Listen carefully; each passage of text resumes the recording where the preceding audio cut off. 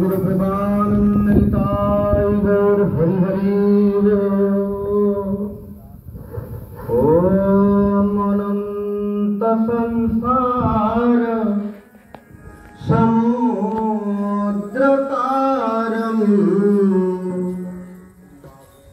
नौकायिताभ्यां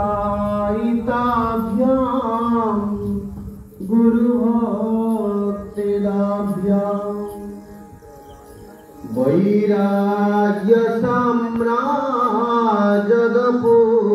वैराग्यसाम्राजदपूजनाभ्यां नमो नमो श्री गुरुपादुकाभ्यां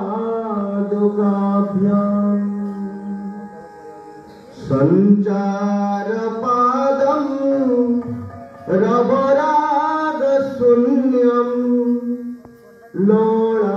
लोलाख्यजुग्मं भवतापनाशं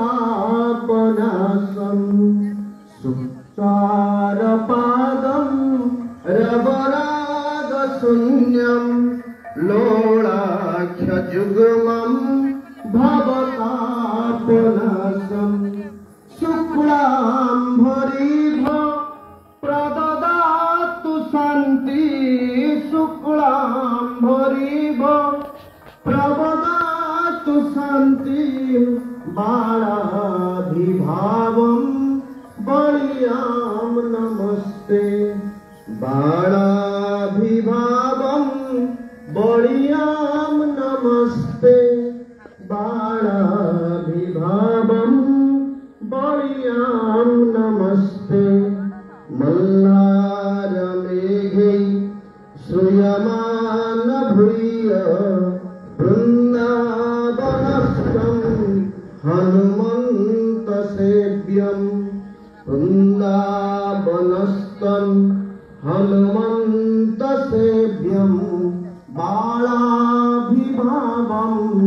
बलियां नमस्ते बाणाभिभावं बलियां नमस्ते बाणाभिभावं बलियां नमस्ते बायाख्यसन्तं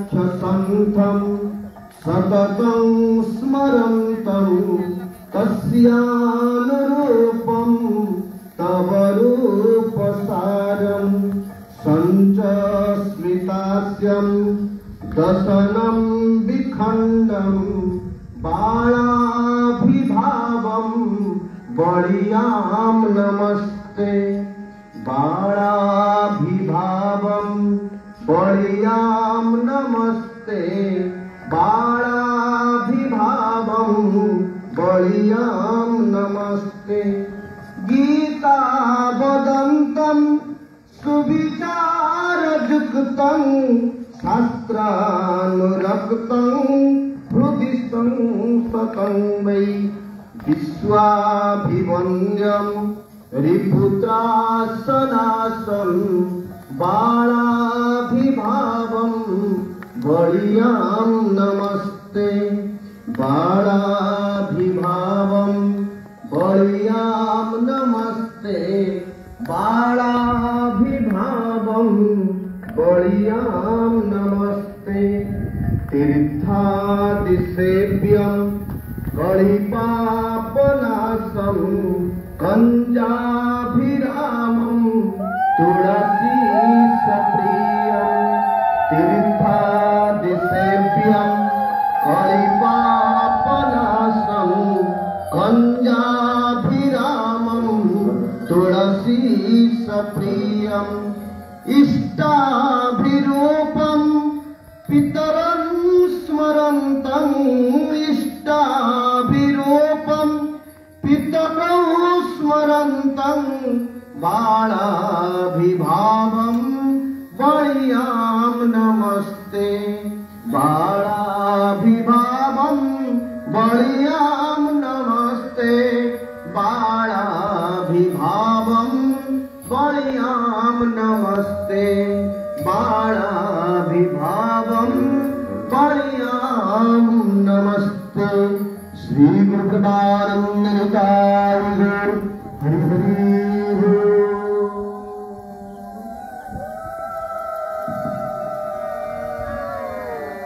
गोविंद हे गोविंद हे गोविंद झरी परम गोविंद सेवक पान करी सदा से मकरंद पान कर सदा प्राप्ति हुअन्तु श्रीधर झरी मकरंद हे गोविंद झरी पड़ु मकरंद गोविंद हे गोविंद हे गोविंद झरी पड़ु मकरंद हे गोविंद झरी पड़ु मकरंद से मकरंद को पान करि सदा से मकरंद को पान करि सदा प्राप्ति हुअन्तु श्रीधर मुकुंद झरी पड़ु मकरंद गोविंद हे गोविंद हे गोविंद झरी पड़ु मकरंद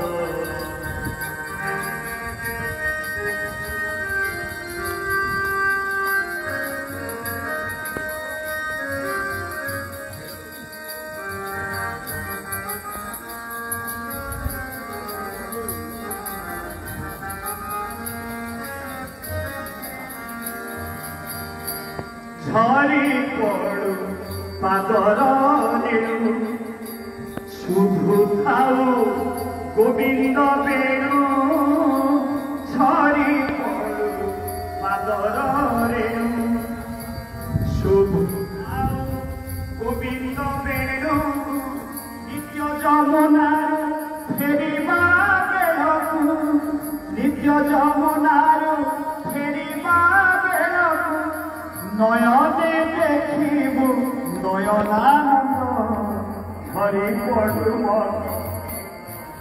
हे गोविंद झरी पड़ु मकरंद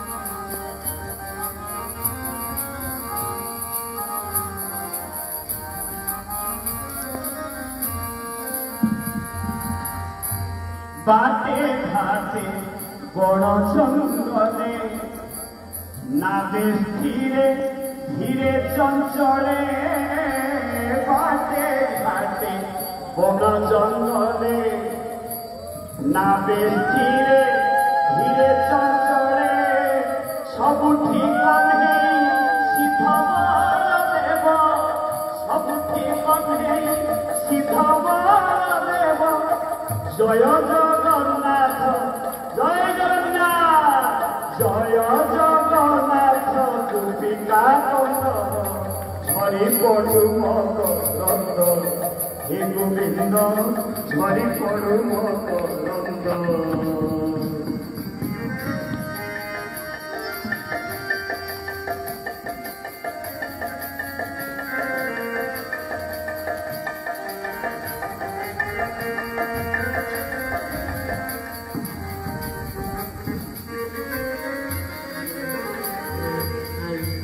पानी धारे कटिरे चाहिए कड़ा कड़े पानी धारे कटिरे चाहिए कड़ा कड़े से कड़ा पुरुष चाली हली आसी से कड़ा पुरुष चाली हली आसी देखाइले आसी मुख चांद झरी पड़ु मकरंद हे गोविंद झरी पड़ु मकरंद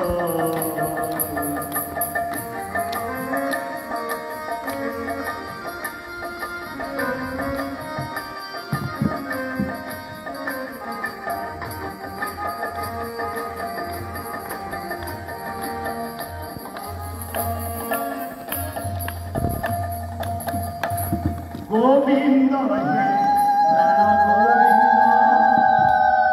गोविंद हे मुरली नंद गोविंद हे प्राण गोविंद गोविंद हे मुरली नंद बढ़िया रंग पतरु निर्विकल्प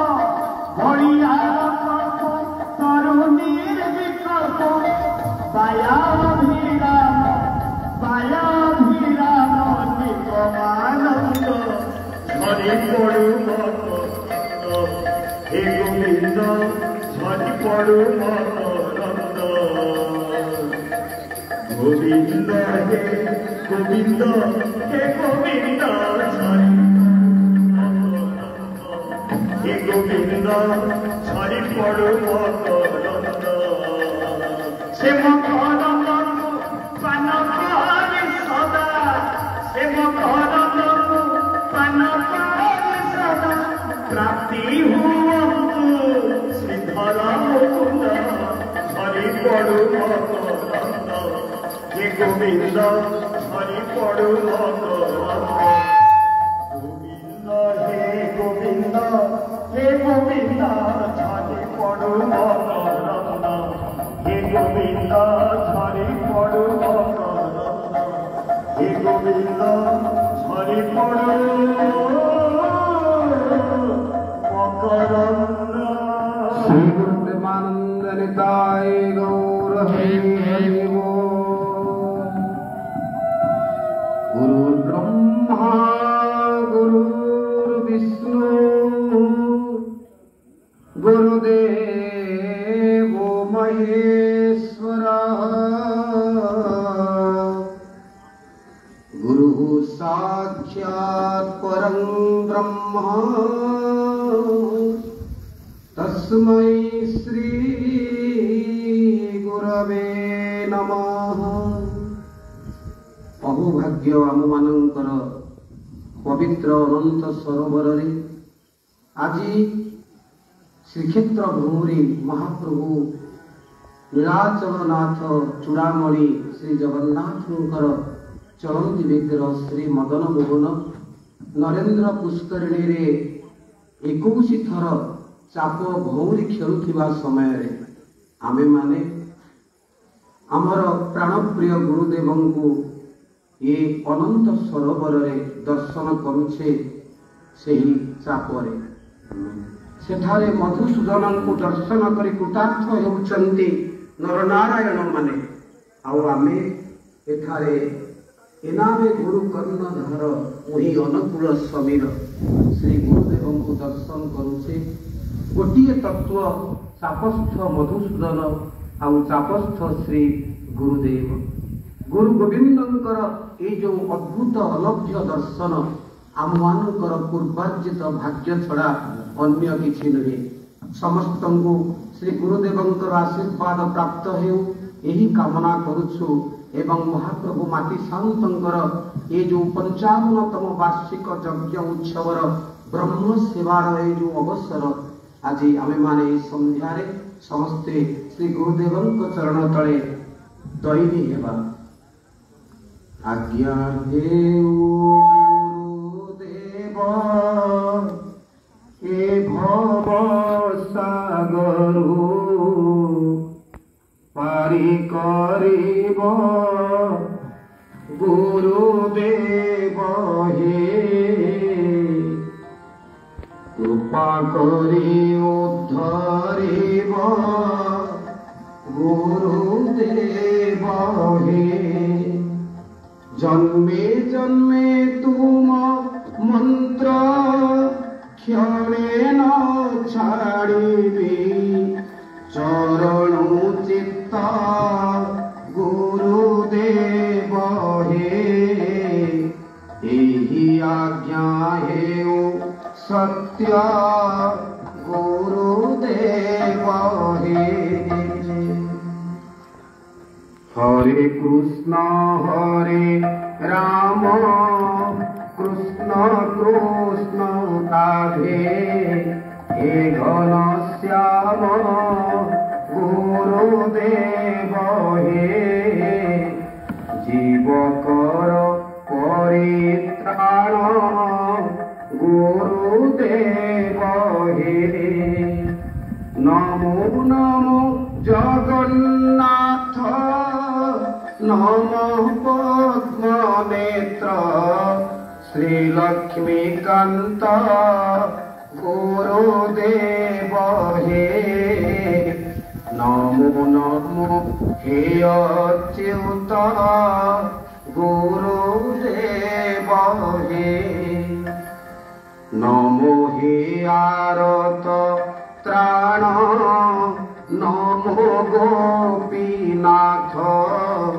কংসনাশন গুরুদেব হে নমো যামলা ভঞ্জন গুরুদেব হে নমো মুকুন্দ মুরারি নমো বাসুদেব হে বংশীধারী গুরুদেব হে নমো কেশব মুরারি গুরুদেব হে নমো শ্রীবৎস লাঞ্ছন নমো হে মুকুন্দ মধুসূদন গুরুদেব হে নমো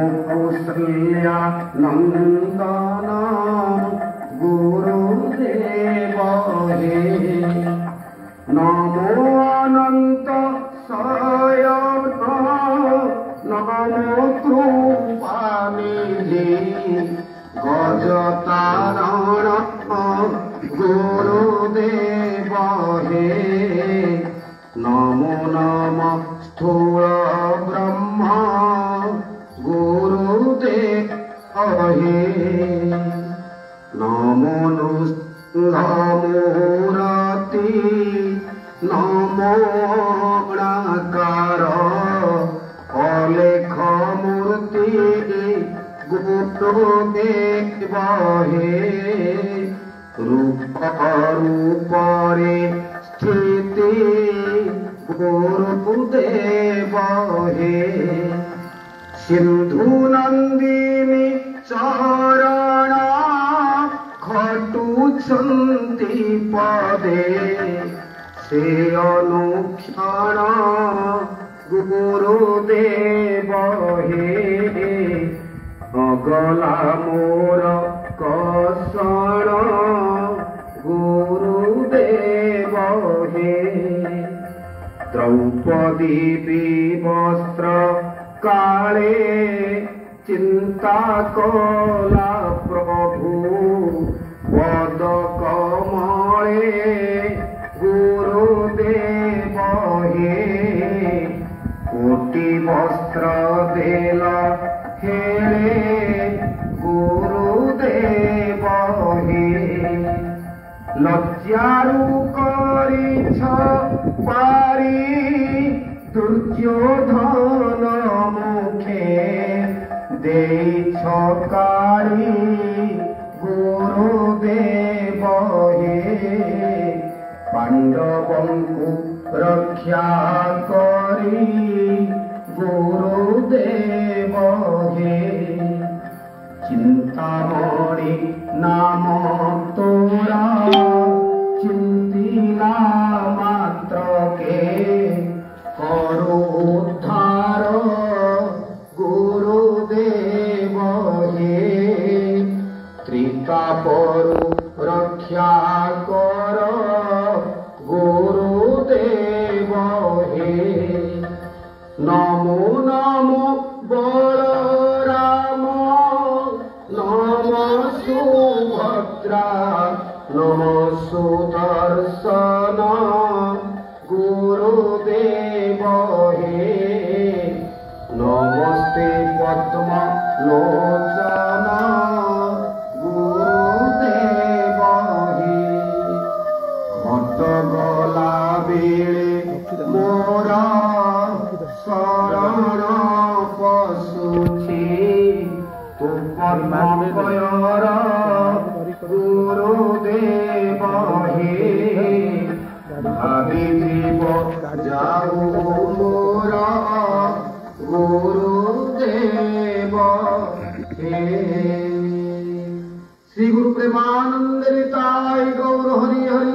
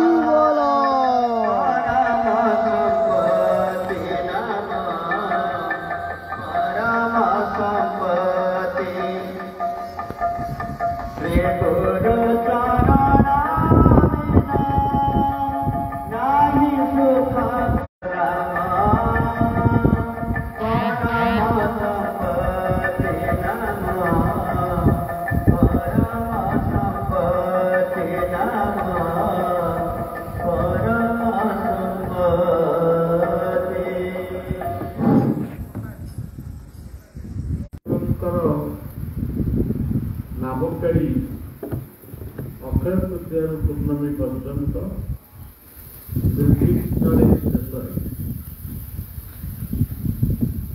ମୋତେ ପ୍ରତ୍ୟେକ ବର୍ଷ ଡାକନ୍ତି। ମୁଁ ସେ ସବୁ ବିଷୟରେ ବିଶେଷ ଆଗ୍ରହ ପ୍ରକାଶ କରେ, କାରଣ ଆଜିର ସମାଜରେ କେହି ଭଲଟାକୁ ବୁଝନ୍ତି। ମନେ କରାଯାଉ ଆମେ ଏଠି ବସିଛୁ, ଆପଣମାନେ ଖୁସି ହେଉଛନ୍ତି, ବାବା ବସିଛନ୍ତି ଡଙ୍ଗାରେ, ଯେଉଁମାନେ ସେବକମାନେ ବସିଛନ୍ତି ସେମାନେ ଗୁରୁ ପୂଜା କରୁଛନ୍ତି, ଫୁଲ ଚନ୍ଦନ ଦେଉଛନ୍ତି। ସେମାନେ ଫୁଲ ଚନ୍ଦନ ବଳିଆକୁ ଦେଉଛନ୍ତି, ବଳିଆ କିନ୍ତୁ ତା ଜୀବନର ଯେଉଁ ଇଷ୍ଟ ବା ପଥ ପ୍ରଦର୍ଶକ ଗୁରୁଙ୍କୁ ତା ସମର୍ପଣ କରୁଛି। କିନ୍ତୁ ଯେଉଁମାନେ ଇର୍ଷୁକ ମଣିଷ ସିଏ କିନ୍ତୁ ସେ କଥା ବୁଝେନି। ଅତୀତରେ ଜଣେ ଦୁଇ ଜଣ ଲୋକ ପାଇକା ନଦୀରେ ଯେତେବେଳେ ବଳିଆକୁ ଚନ୍ଦନ ଯାତ୍ରା କରାଯାଉଥିଲା, ଏଇ ପୁଷ୍କରିଣୀରେ ହେଉଥିଲା, ସଭାରେ ଭକ୍ତମାନେ ମୁକୁଟଟିଏ ପିନ୍ଧେଇ ଦେଉଥିଲେ, ବଂଶୀଟିଏ ଧରେଇ ଦେଉଥିଲେ। ସେ କଥାକୁ ସେମାନେ ଫଟୋ ଉଠେଇ ତାକୁ ମଧ୍ୟ ଚର୍ଚ୍ଚା ଭିତରକୁ ଆଣିଥିଲେ। ବାବା ବଳିଆ ନିଜକୁ କୃଷ୍ଣ ବା ରାମ ଏଇଠି ବୋଧେ ପ୍ରଚାର କଲେ। ତେଣୁ ଏସବୁ ଜିନିଷରୁ ମୋତେ ନିବୃତ୍ତ ହେବାକୁ ପଡ଼ିଲା ଯେ ଆମେ ଯଦି ଗୋଟେ ଭଲ ସମାଜ ଗଠନ କରିବା ତାହେଲେ ଏସବୁ ପୂଜାର୍ଚ୍ଚନାର କିଛି ଆବଶ୍ୟକ ନାହିଁ। ଆଜି ପରିବେଶ ପ୍ରଦୂଷଣ ହେଇଛି। ଆଜି ଆମେ ସଂକଳ୍ପ ନେବୁ 1 ଲକ୍ଷ ବୃକ୍ଷରୋପଣ କରିବୁ। ହନୁମାନ ସେଥିରେ ଖୁସି ହେବେ, ଶିବ ଖୁସି ହେବେ, କିନ୍ତୁ ଆମ ଲୋକମାନଙ୍କର ଇଚ୍ଛା ହେଉଛି ସବୁ ଜଙ୍ଗଲ କାଟିକିରି ହନୁମାନଙ୍କ ମନ୍ଦିର କରିବେ, ଶିବ ମନ୍ଦିର। ତେବେ ଏତେ କଥା ମୁଁ କହିବାକୁ ଚାହୁଁନି, ମୁଁ ଏତିକି କହୁଛି ଆମ ଧର୍ମଟି ଗୋଟେ ଏମିତି ଗୋଟିଏ ସୁନ୍ଦର ଧର୍ମ, ପ୍ରକୃତି ସହିତ ଏହାର ଯଥେଷ୍ଟ ସମ୍ପର୍କ। ଏହାର ନାମ ସନାତନ ଧର୍ମ ବୋଲି କୁହାଯାଉଛି। ତାକୁ କେତେ ପ୍ରକାର କିଏ ବ୍ୟାଖ୍ୟା କରୁଛି, କିଏ କହୁଛି ଡେଙ୍ଗୁ ଜ୍ୱର, କିଏ କହୁଛି ଏମିତି ସବୁ କହୁଛନ୍ତି, କିନ୍ତୁ ସେମାନେ ଯଦି ବୁଝନ୍ତେ ବା ଆମେ ତାଙ୍କୁ ବୁଝେଇ ପାରନ୍ତେ ତାହେଲେ ସେ ବୁଝନ୍ତି ସେ ପ୍ରକୃତ କାରଣ। ଯେତେବେଳେ ଧରା ପୃଷ୍ଠକୁ ଆମେ ବର୍ଷାକୁ ନିମନ୍ତ୍ରଣ କରୁ, ଆମ ଇଷ୍ଟ ଦେବଙ୍କୁ ଆମେ ସ୍ନାନ ବେଦୀରେ ସ୍ନାନ କରୁ ସହସ୍ର କୁମ୍ଭ ଜଳରେ। ଠାକୁରଙ୍କ ଦେହ କ'ଣ ଗରମ ହେଇଯାଏ, ଆମେ ପାଣି ଢାଳି ତାକୁ ଶାନ୍ତ କରୁ। ସେଇ ମାଧ୍ୟମରେ ଗୋଟେ ଉପାସନା ମାଧ୍ୟମରେ ଆମେ ବର୍ଷା ପ୍ରଭୁକୁ ବା ପ୍ରଭୁ ସେଇ ବର୍ଷାର ଋତୁକୁ ଆମେ ନିମନ୍ତ୍ରଣ ଜଣୁ ଶୀଘ୍ର ଆସ। ଇଏ ହେଉଛି ଗୋଟେ ପ୍ରକୃତି ସହିତ ଆମର ସମ୍ପର୍କ। ଗୋଟିଏ ଆପଣ ଦେଖିବେ ରଜ ପର୍ବ, ଧରିତ୍ରୀ ହେଉଛି ମା, ଧାନ ବିରି ମୁଗ ବୁଣା ହେବ, ସେ ଫଳ କରିବ। ଧରିତ୍ରୀଙ୍କୁ କୁମାରୀ ରୂପରେ ଆମେ ପୂଜା କରୁ। ପୂଜା ଯଦି ନ କରୁ ତାଙ୍କୁ ସଜବାଜ କରୁ, ଖାଇବାକୁ ଦଉ, ପୋଡ଼ ପିଠା, ମୁଢ଼ି, ପାନ। ଆଜି ସେସବୁ ଗାଁ ଗହଳିକୁ ଚାଲିଛି। ବର୍ଷା ଋତୁ ଆସିବ, ଆଉ ଖେଳି ହବନି, ତେଣୁ ଖେଳକୁ କରାଯାଏ। ବାଗୁଡ଼ି ଖେଳ, କିଛି ଖେଳ, ଆଉ କ'ଣ ସବୁ ଖେଳ। ଏଠି ମଣିଷ ଭିତରେ ଗୋଟାଏ ଯୋଉ ଖାଇ ପିଇକି ଯୋଉ ଗୋଟା କଟା ହେଇଯାଇଥାଏ, ଏଇ ଖେଳ ମାଧ୍ୟମରେ ସେଗୁଡ଼ିକ ସବୁ ମାନେ ପ୍ରଶମିତ ହୁଏ। ସେମିତି ଚନ୍ଦନ ଆଜି ଟିଭି କହିଦେଉଛି ଏତେ ଡିଗ୍ରୀ ଟପିଲା, ଏତେ ଡିଗ୍ରୀ ହେଲା, ଏମିତି କହିବା ଦ୍ୱାରା ଆମର ଆହୁରି ଟିଭି ଯାହା କହୁଛନ୍ତି ତାଠାରୁ ଆମର ଆଉ 5 ଡିଗ୍ରୀ ବଢ଼ିଯାଉଛି। ପିଲାଦିନେ ମଧ୍ୟ ଆମେ ଅନୁଭବ କରିଛୁ ବହୁ ଗରମ, ଖଣି ଉପରେ ଶୋଉ, ରାତି ଯାକ ଛଟପଟ ହଉ, ବିଛଣା ବୁଲଉଥାଉ। ଆଜି ସେଇ ଗରମ ଟିକେ ବଢି। ତେବେ ଏଇସବୁ କଥା, ତେଣୁ ସେଥିପାଇଁ ଚନ୍ଦନ ଯାତ୍ରାର ଆବଶ୍ୟକ। ଏଇ ଯୋଉ ଘରଟି, ଚାଳ ଘରଟି ଆପଣ ଦେଖୁଛନ୍ତି, ଏଇଠି ମୁଁ କୌପୁରୀଟିଏ ପିନ୍ଧିକିରି ଦେହ ଯାକ କେବଳ ଚନ୍ଦନ ବୋଳି ହେଇକିରି, ସେତେବେଳେ ଏସି ନଥିଲା, ଇଲେକ୍ଟ୍ରି ବି ଆସିଥିଲା ବୋଧେ, କିନ୍ତୁ ଏତେ ବ୍ୟବହାର ନଥିଲା। ମୁଁ ସେଇ ପକ୍କା ପିଣ୍ଡାରେ କେବଳ ପଡୁଥାଏ, କେତେ ଗରମ ହୁଏ। ଠିକ୍ ସେଇ ସମୟରେ ପ୍ରକୃତି ସହିତ ତାଳ ମିଳେଇ ଗୋଟେ ପ୍ରାକୃତିକ ମହୋତ୍ସବ ହେଉଛି ଚନ୍ଦନ ଯାତ୍ରା। ଠାକୁର ଆସିବେ, ତାଙ୍କ ସହିତ ଅନେକ ଲୋକ ଆସିବେ,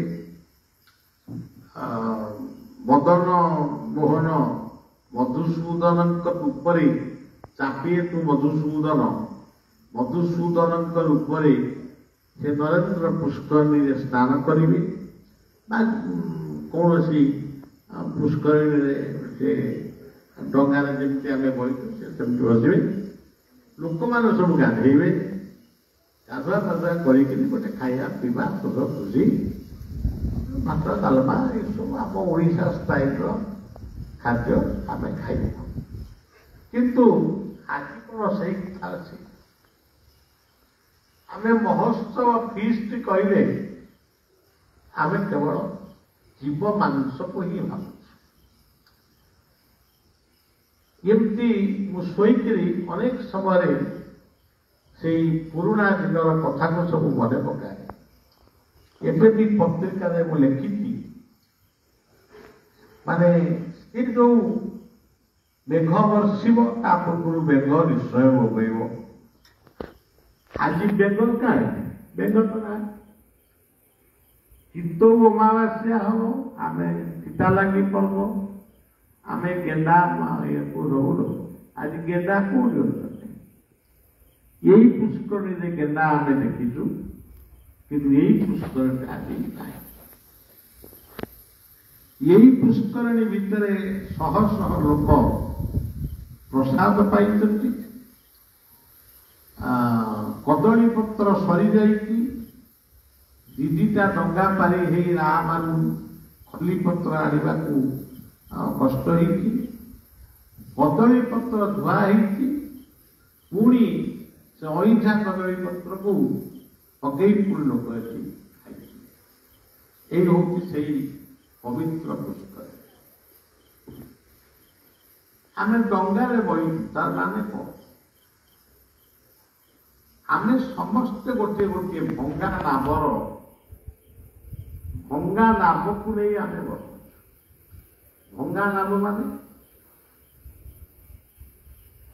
ଏଇ ଯୋଉ ଜୀବନଟି ହଉଛି ଭଙ୍ଗା ନାବ। ଆମର ବୟସ ଯେତେ ବଢୁଛି ଆମେ ସେତେ ଦଦରା ଭଙ୍ଗା ହେଇଯାଉ। ଯୋଉ ମଣିଷଟି ଦୌଡୁଥିଲା ସେ ମଣିଷଟି ଆଜି ଚାଲିପାରୁଛି। ଏଇ ଭଙ୍ଗା ନାବର ମଣିଷ, ତା ଜୀବନ ନାବଟି ହଉଛି ଭଙ୍ଗା ନାବ। ଇଏ ଭଙ୍ଗା ନାବ ଭିତରେ ଯେମିତି ଆମର ନାଉରୀ ସେବକ, ନାବିକ ସେବକ, ଆମର ପୁରୁଣା ସେବକ, ମାନେ ମୂଳରୁ ଅଛନ୍ତି ଏଇ ଗାଁର। ମୋ ପିଲାଦିନେ ବି ଥିଲେ। ଗୋଟେ ସ୍କୁଲକୁ ପଢିବାକୁ ଯାଉଥିଲି, ତାଙ୍କ ବାପା ମାନେ ଥିଲେ, ଆଜି ତାଙ୍କ ପୁଅମାନେ ଅଛନ୍ତି, ଦିବାକର ଏବଂ ରମେଶ। ଏମାନେ ସବୁ ଆମର ନାବିକ ନାବର। ଏଇ ପ୍ରତାପ କହୁକୁ କହିଲା, ଏନାବେ ଗୁରୁ କର୍ଣ୍ଣଧାର ମୁଇଁ ଅନୁକୂଳ। ପ୍ରକୃତରେ ଏଇ ଭଙ୍ଗା ନାବର ନାବିକ ଯଦି ଗୁରୁ ନ ହୁଅନ୍ତି ବା ଜଣେ କେହି ମାର୍ଗଦର୍ଶକ ଯଦି ଆମ ଜୀବନରେ ଯଦି ନ ରୁହନ୍ତି, ତାହେଲେ ଜୀବନଟା ଅଧୁରା ହେଇଯାଏ। ତେଣୁ ଏନାବେ ଗୁରୁ କର୍ଣ୍ଣଧାର ମୁଇଁ ଅନୁକୂଳ। କେତେ ସୁନ୍ଦର ପଦଟିଏ ଭାଗବତ ଯୋଉ ଧର୍ମାବଲମ୍ବୀ ମାନେ କହୁଛନ୍ତି ଆମେ ଗୁରୁ କରୁନା, ଶିକ୍ଷା ନଉନା, ସେମାନେ ଗୁରୁ କହିଛନ୍ତି ମାନୁନାହାନ୍ତି। ସେମାନେ ଦୀକ୍ଷା ନେଇଛନ୍ତି କିନ୍ତୁ ମାନୁନାହାନ୍ତି। ସେମାନେ ଗୁରୁ ପୂଜା କରୁଛନ୍ତି କିନ୍ତୁ ମାନୁନାହାନ୍ତି। ଯିଏ ଗୁରୁଡାଙ୍କୁ ଉତ୍ତର ନାହିଁ, ଗାଲୁଆଙ୍କର ବାରବାଟୀ ଚାଷ ଭଳି କାହାକୁ କ'ଣ କହିବା। ମୁଁ ତ ବେଳେ ବେଳେ କହୁକୁ ଟିକେ ଟିକେ ମାନେ କଥାଟା କହିଦେଲି, ସେ ପୁଣି ଅଡୁଆ ହେଇଯାଏ। ଆଗରୁ ଏତେ ଅଡୁଆ ହଉନଥିଲା, ଏବେ ବହୁତ ଅଡୁଆ ହେଇଯାଉଛି। ମୁଁ ଦାନ୍ତ ଚିପିକିରି କଥା କହୁଛି ଏବେ। ତେଣୁ ଇଏ ପୀଠ ମହାନ ପୀଠ ରହିବ, ଅନନ୍ତାଶ୍ରମ ଲୁଚି ଯିବ ଭଳିଆ ଇଏ ପୀଠ ରହିବ। ପରଶୁରାମଙ୍କ ପୀଠ ରହିଛି ଝଙ୍କଡ଼ବାସିନୀ ମା ଶାରଦାଙ୍କ ରୂପରେ। କିନ୍ତୁ ପରଶୁରାମଙ୍କର ଆଉ ଦେଖା ମିଳୁନି। ସେଇଭଳି ଜୟଦେବଙ୍କର ଗୀତି ଗୋବିନ୍ଦ ଅଛି, କିନ୍ତୁ ଜୟଦେବ ଆଉ ନାହିଁ। ବାୟାଙ୍କର ଅଖଣ୍ଡ ନାମ ମଣ୍ଡପ ଅଛି, କିନ୍ତୁ ବାୟା ଦେହରେ ନାହାନ୍ତି। ସେମିତି ଏ ପବିତ୍ର ଅନନ୍ତାଶ୍ରମ ରହିବ, ଆମେ କେହି ରହିବାନି।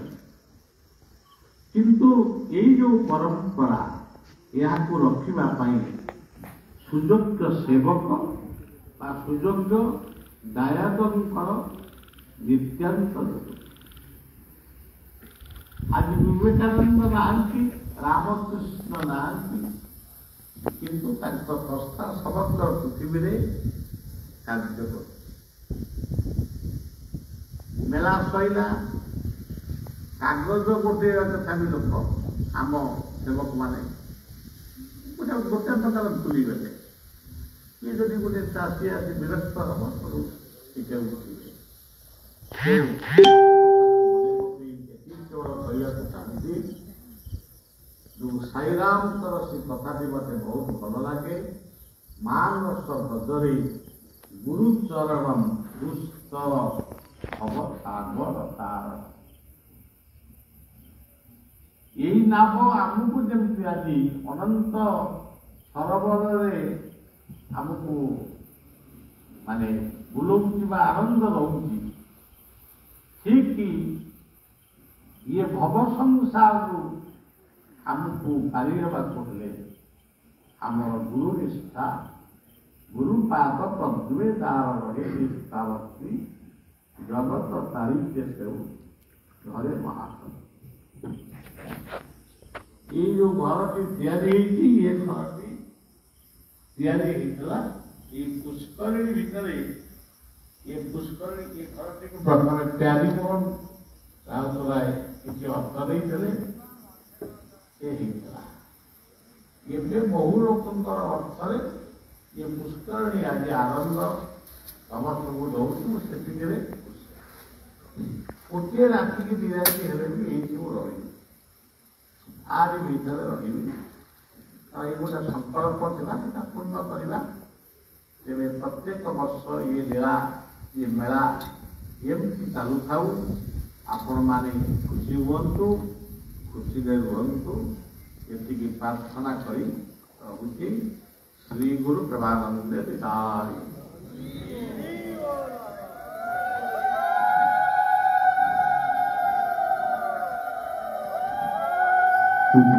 মুকুন্দ অনন্ত নারায়ণ কঞ্জ সুরু সঞ্চ মোর অতি সনাতন সত্য শাশ্বত নায়ক নিয়মনে কৃপা কর রাম সর্বজনে কৃপা কর বল রাম সর্বজনে কৃপা কর বল রাম সর্বজনে জনমানসে খেলুছ সত্যরূপ সদ্জ্ঞান দেই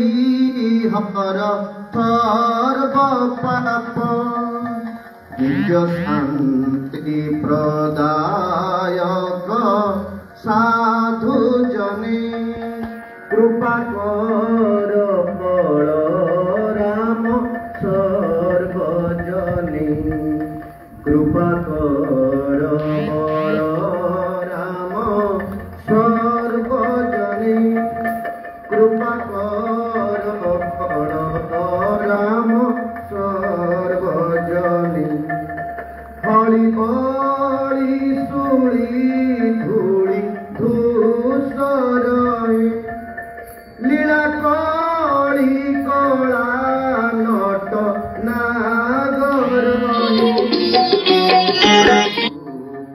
সদা ঘোষে প্রতি মনে কৃপাকর বড় রাম সর্বজনী কৃপাকর বড় রাম সর্বজনী কৃপাকর বড় রাম সর্বজনী কলিকর্ম সহরণী অবতরী সদগুরু অবতার রূপ ধরি প্রতিরূপরে বসিছ ভবানী কৃপাকর বড় রাম সর্বজনী কৃপাকর বড় রাম সর্বজনী কৃপাকর বড় রাম সর্বজনী শুক্লবস্ত্রধারী তুমি মহাগোপ দরহাস দুই কর ভবতা গঙ্গাধর রঙ্গ খেলে ভক্ত প্রাণী কৃপাকর বড় রাম সর্বজনী কৃপাকর বড় রাম সর্বজনী কৃপাকর বড় রাম হসুথা সদা দেখি বিশ্বনাট নটবর খোলি দিয় মুক্তি বাট হাট নাট সারি ডাকে ভীত মনে কৃপাকর বড় রাম সর্বজনী কৃপাকর বড় রাম সর্বজনী কৃপাকর বড় রাম সর্বজনী নাব নাই বসিছি নাবি কহে আস ঝটতি ভকতি ভাবু কহে তুম বিনা ধর্ম নাব হীন মণি কৃপাকর বড় রাম সর্বজনী কৃপাকর বড় রাম সর্বজনী কৃপাকর বড় রাম সর্বজনী দাস সেবক মণ্ডলী অপেক্ষিত সুরগন্ধর্ব নগর উপেক্ষিত বিশ্বচিন্তামণি প্রণমে চরণে কৃপাকর বড় রাম সর্বজনী কৃপাকর বড় রাম সর্বজনী কৃপাকর বড় রাম সর্বজনী কৃপাকর বড় রাম সর্বজনী কৃপাকর বড় রাম সর্বজনী কৃপাকর বড় রাম সর্বজনী কৃপাকর বড় রাম সর্বজনী কৃপাকর বড় রাম সর্বজনী কৃপাকর বড় রাম সর্বজনী জয়তি শ্রী বলদেব ধর্ম প্রবর্তক ভক্তানাম পালক নিত্য शरणागतवत्सल श्री गुरु प्रेमानंद निताय गौर हरि बोल। जय शिशु